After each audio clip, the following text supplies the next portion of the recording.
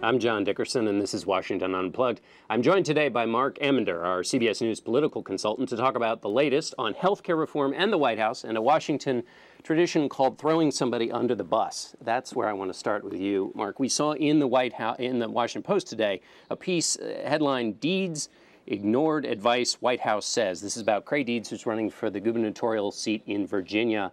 It seemed like a textbook case of somebody being thrown under the bus. What did you make of it? Well, the tire marks are certainly very thick, and what's interesting about it is it comes at a crucial time, a couple of days before Obama is campaigning for Creigh Deeds, thereby completely undercutting whatever anticipatory press his visit might be getting. It's true, the White House is frustrated with Creigh Deeds. Creigh Deeds' camp is frustrated with the White House. But John, the reality of Virginia in 2009 is it's just not a good environment for a Democrat who's not terribly dynamic. Talented guy, really smart guy, Creigh Deeds is, but he's not a dynamic guy. And, you know, Democrats have controlled the state at the gubernatorial level for 6-8 years. We're in a state of recession. It's certainly a national phenomenon, but it's not surprising that voters are looking for something else. And that was the message in this piece, was that Creigh Deeds is not a great candidate. This has nothing to do with President Obama and any negative coattails or anything like that. And I think that's another reason why they're trying to, I mean, it's in some ways it was less about Creigh Deeds than about the White House trying to say there are specific reasons why Creigh Deeds is going to lose in Virginia. We don't want people to get the impression that Virginia, which voted for President Obama, is suddenly swinging back in the direction of being a red state. And that's true. It's probably a purple state. But being a purple state, that doesn't mean automatically that President Obama has an advantage there. It's a cautionary tale for the White House and for Republicans as well.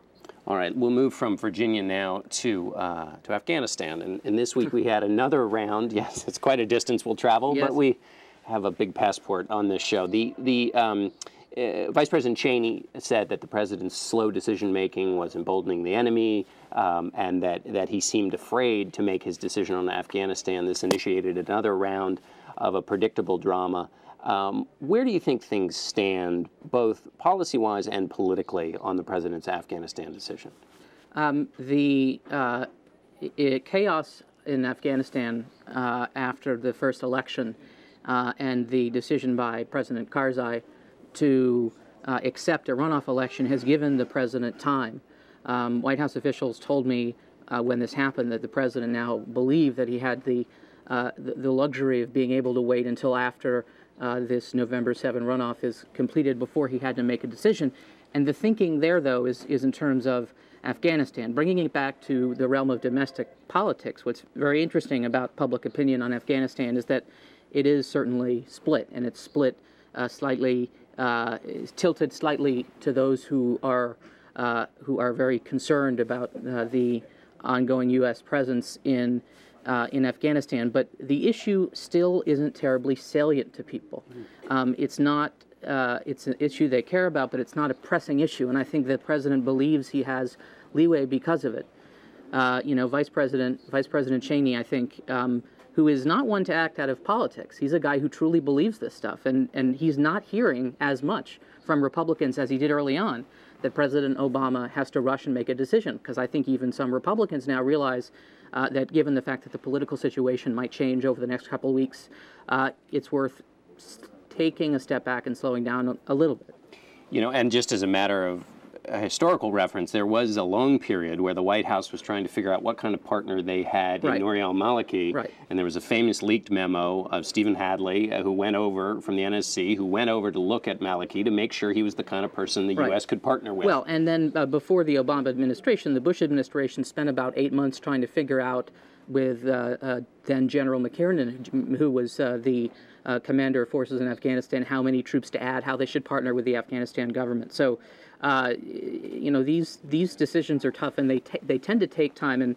And the White House calculated that they could balance the idea that the president wasn't immediately accepting the wisdom of his ground commanders with the idea that him being the president, he needs to take time. This is a really complicated decision, and whatever decision he makes, it'll have legitimacy because he took the time to make it carefully. And a quick question, did you see any distance between Secretary of Defense Gates and White House Chief of Staff Rahm Emanuel on the question of whether the chicken and egg question, which had to come first, stability in the government before strategy announcement, or the other way around? Well, I think you did. Although I think it was a little bit overstated, but I think taking the chief of staff at his word, he was essentially saying that the political situation would have to be ironed out before troops would come, and that's going to take a long time.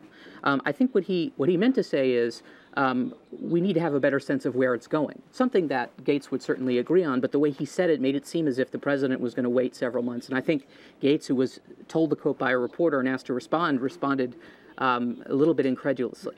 Other thing the White House is trying to iron out these days is health care reform and what's going to happen to the public option.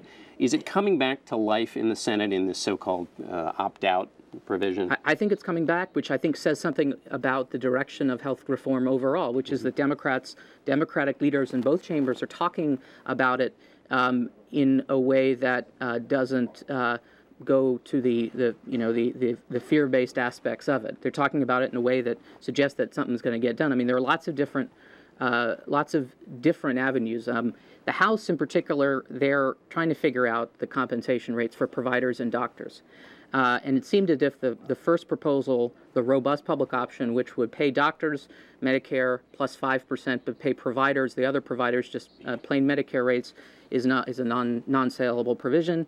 So now you may see another proposal by Pelosi and something else. And Harry Reid has decided, as you said, that he may get 60 votes with a public option that includes a state opt-out, perhaps though with a trigger foisted on top of that. An opt-out so that the states could say, if we don't want this big thing, right. we'll. And the idea though being that once states see how the pressure or the cost effectiveness of the public option, that even if they don't accept it initially, over time they'll go to it, which is one reason I think why public option advocates would be okay with a trigger, even though some states wouldn't opt in immediately. Last quick question on healthcare, which is that in the coverage of this, supporters of the public option were a little nervous at the fact that in a conversation with Harry Reid, the president seemed non-committal. It didn't push one way or the other on the public option. I thought this was the time when he was going to get in there and lead and take a stand. I did too. I'm surprised that he remains so disengaged. You talk to the White House and they say, well, he's engaging at different points. He's wading in and he's moving back when it seems like Congress is moving on their own.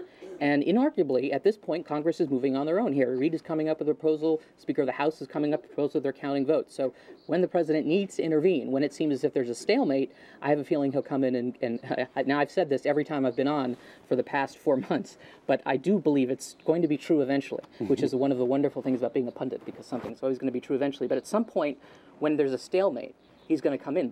But there really does seem to be momentum in favor of a public option compromise. Does the president need to intervene at this point? Probably not. The last question, yeah. Fox News. There is a real war and a fake war, and then a war between pundits over this question of the White House and what do you think is behind the White House's position on Fox News? I think there are two things. One is, as the White House publicly acknowledges, they are worried that the press, that the mainstream press, the non-Fox News press, is beginning to look at Fox News for cues as to what stories to cover. They cite some comments by Jill Abramson, the executive editor, managing editor of the New York Times, who said that we realize we've missed some of these major stories that Fox has been covering, and we're going to pay more attention to them.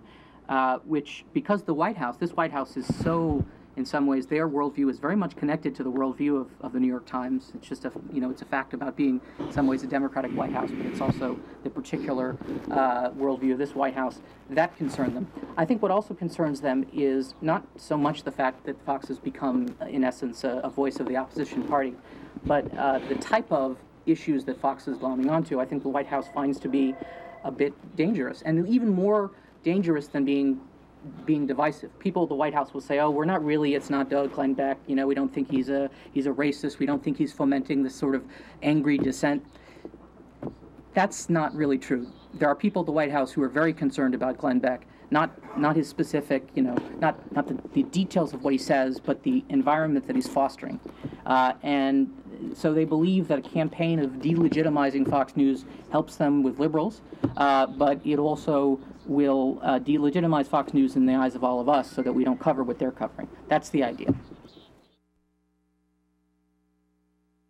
And a special treat this Friday on Washington Unplugged, rapper and actor Ludacris Bridges is in town this week to give an award to Congresswoman Maxine Waters during a benefit for his foundation. Ludacris now joins us from the studio. Thanks for coming in. Thanks for having me, man. Tell me about the foundation first. The foundation, well, this is the 6th annual foundation dinner. We're having it in D.C. as for the first time this year in D.C. And of course, you know, we just recognize those who are doing great community service work. And Maxine Waters is one of those individuals that's been doing this for over 30 years. Yeah. So, you know, we're making sure we give her the Congressional Leadership Award. And I've worked, you know, personally with her over the past couple of years, and I just think she's a great woman and great individual, and I want to recognize her for what she has done and continues to do. So tell me on the larger message of the foundation to kids, like, you know, if some kid's coming up and they're saying, like, I want to be just like Ludacris, do I do what he says in the foundation, or do I listen to his music? If you want to be like me, I would honestly say that, of course, music is an art form. It depends on if you want to go into music or not. But as far as what I feel like I'm personally doing as a leader to step out and accept the responsibility of, you know, feeling like I need to do what I need as far as the community is concerned, about in my local community, about being abroad, about going back and reaching, you know, into and just giving a helping hand. Because what I try to do is give hand ups and not handouts. So I like helping kids that want to help themselves. So to answer your question, you want to be like me, everyone has a certain amount of influence and power, and I feel like you can give back in your own way. It may not necessarily be money, it may be about the time that you put in. You can find out more if you go to the ludacrisfoundation.org, and you know, you can do something with my foundation if you like. So you're in Washington for a few days. What does Washington look like from your perspective? You know, you're out in the rest of the world. You have incredible fans all over the place watching your movies, listening to your music. Right. You come to Washington. Does it seem like a totally different world? What's it seem like to you? You know what? I've been coming here for years, and of course, it does look like a different world to me, and that's part of the reason that I'm here, because I feel like that we are facing a whole new set of issues and a whole new set of challenges. And I feel like bridging the generation gap and doing things like myself and Maxine Waters coming together, we can find a solution for all these new issues and new challenges. It's about a new way of thinking.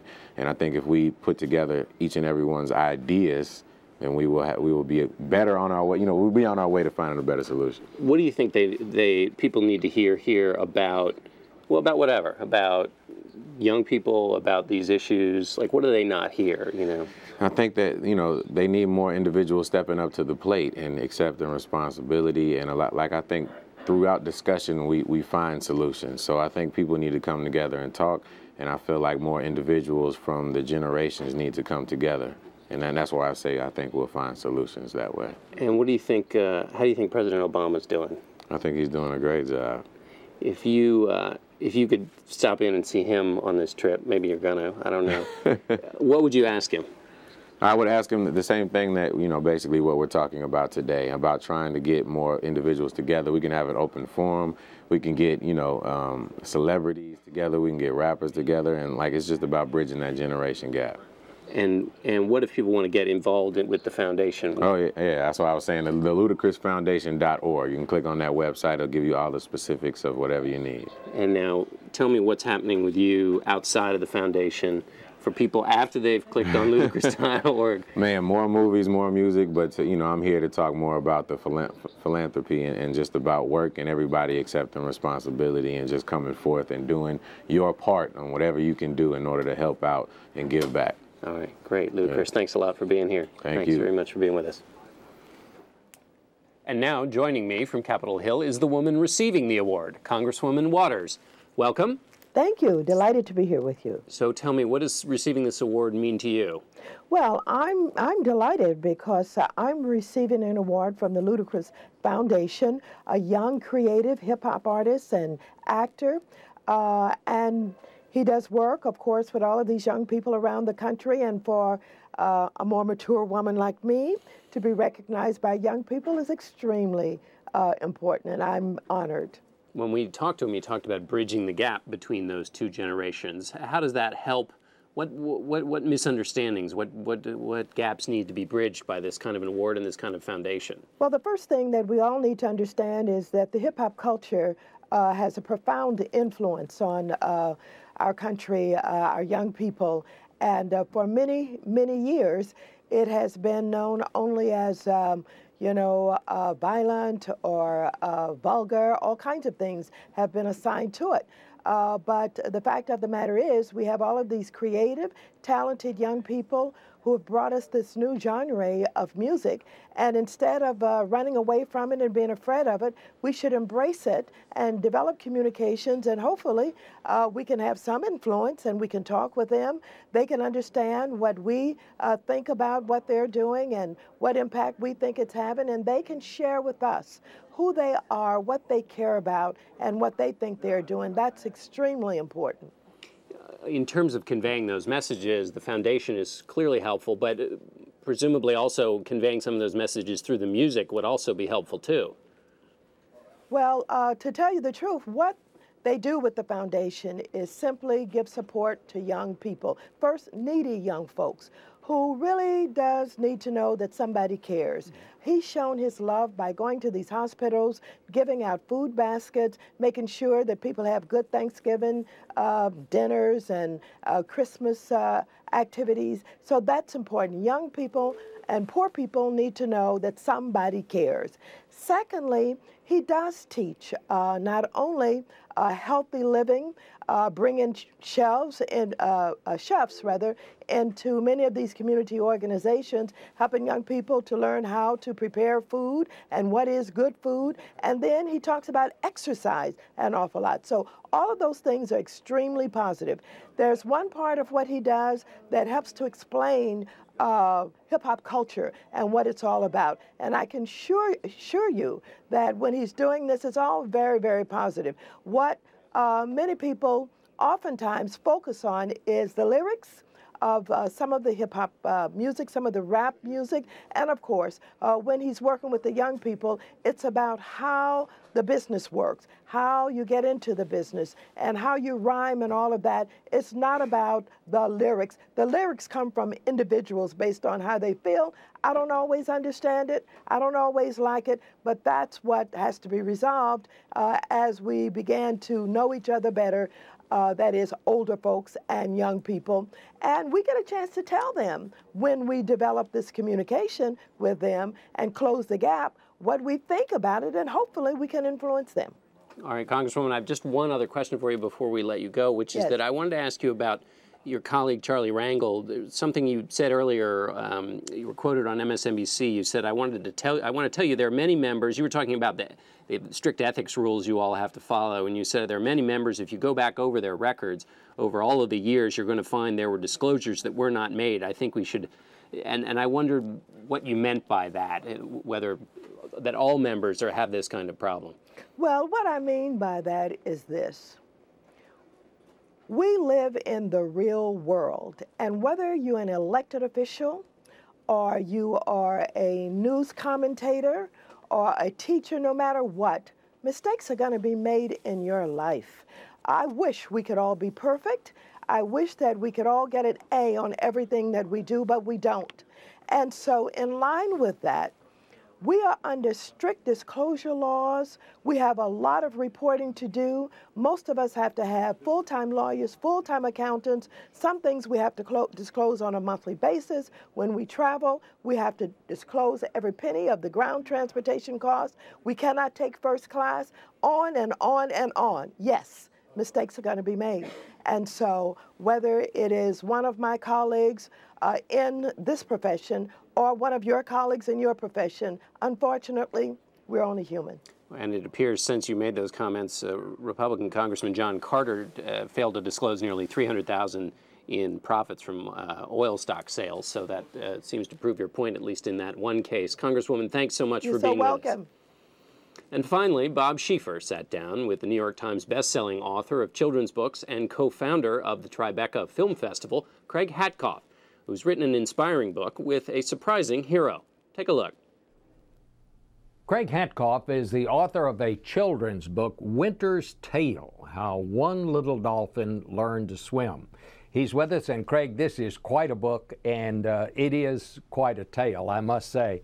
Here's a little a toy dolphin that we have, and the little dolphin's name is Winter. Is that right? That's correct. And as you see, he has no tail. Well, this is a true story. I'm going to let you tell it. What happened to the dolphin? Well, Winter, who's actually a female, about 4 years ago got tangled up in a crab trap off the Florida coast near Cape Canaveral and was rescued. And unfortunately, she was so tangled up that her tail was permanently damaged, and she ended up actually losing her tail. But it was a very dramatic rescue, and she was brought from the Cape Canaveral side of Florida over to Clearwater at the Clearwater Marine Aquarium. And so obviously a dolphin without a tail can't swim. Well, that's the interesting part of the story, and there's really two parts. Three parts. One, that was not clear that she would survive, so that was the first part of the drama. Secondly, she taught herself, along with the trainers, to swim without a tail. And normally a dolphin swims with an up and down motion, and since she did not have the tail, she taught herself to swim with a side-to-side motion. So in the short run, that was great progress, and she beat the odds. The real challenge, though, swimming side to side, she lost what's called her peduncle, which is a large word for a piece of the anatomy. They actually taught her to swim using a prosthetic tail that was developed by a group of engineers who just had a love of dolphins. And so they came up, and I have with me, this is not her current tail, and this is probably 1 or 2 generations ago. Winter will probably end up with close to 30 tails as they keep improving the technology. Because the fin gets bigger. The fin gets bigger. They come up with new designs, and this is actually the breakthrough, sort of the medical engineering breakthrough. They developed something called the Winter Gel, which is now being used by the military for amputees who are having difficulty. I see. So this is it's almost like a sock. It's like a sock. In fact, put on her stump. That's correct. Tail would go. And you can see how resilient it is. And it's very sticky. Very sticky, and it protects the skin. So you put this on, and then you're able to put the false tail. Correct. On there, and let's just get a good picture of it. Hold this up. I'll let you hold it. Yeah. And here it is. And she started out with a tail much smaller than this. I happen to have one just right here. So here's the first tail. There you go. And you can see how much she's grown. And now it's this big, and it will go. It'll get even bigger, yes. Yeah. So let's talk about the book and how you wrote it. I'm told that this is not your first children's book, but you did this one with your daughter. Actually, I did it with both daughters. I have now, in various combinations, written 5 children's books about remarkable, true stories, remarkable animals overcoming trauma and tragedy and beating the odds. And so they're very resilient and uplifting stories coming out of tragedy. How old are your kids? One just turned 11 last week. That's Isabella. And the other is Juliana, who is 14. And how, when you say you wrote it with them, how did that work? Well, these are actually, since these are nonfiction, they're true stories, it's really more told by, as the girls like to say. And so we find the stories that really mean something to us, and that sort of gives us what we call goosebumps. So one of our first books was actually one called Owen and Mazet, which became a very, very popular book about a baby hippo orphaned during the tsunami who was raised by a giant tortoise, 130-year-old tortoise off the coast of Kenya. I think the hallmark of our books is, while they're true stories, they almost come across as fairy tales or almost mythological, but they're true. And we also like to extend the experience so kids can really get involved. So each one of the books comes along with a website. We have lots of great footage, lots of photographs, but it's really an access point and an entry point for parents and teachers and kids to talk about very difficult subjects. So obviously, what's it like to work with your daughters? It takes on a life of its own. As I say, I'm sort of the scribe. They're in charge, but we have great fun with all of these books, and we've had the opportunity to travel around the world. We've been to Berlin. We did another book on the baby polar bear Canute at the Berlin Zoo. Owen and Mazet, our book about the hippo and tortoise in Kenya. I just went down to Clearwater to meet Winter, and she is it's almost remarkable to see the power that animals can have over not only kids, but also adults alike. Well, it's a beautiful book, I would say that, and I'm sure this must be so much fun to do things like this with your children. We're having a ball with it, and we hope it helps other kids and parents and teachers, and just got a couple more coming out relatively soon. Craig Hatkoff, great to have you. The name of the book is Winter's Tale, How One Little Dolphin Learned to Swim. Thank you, Bob. Thank you for watching Washington Unplugged. You can find us here every weekday at cbsnews.com at 12:30 p.m.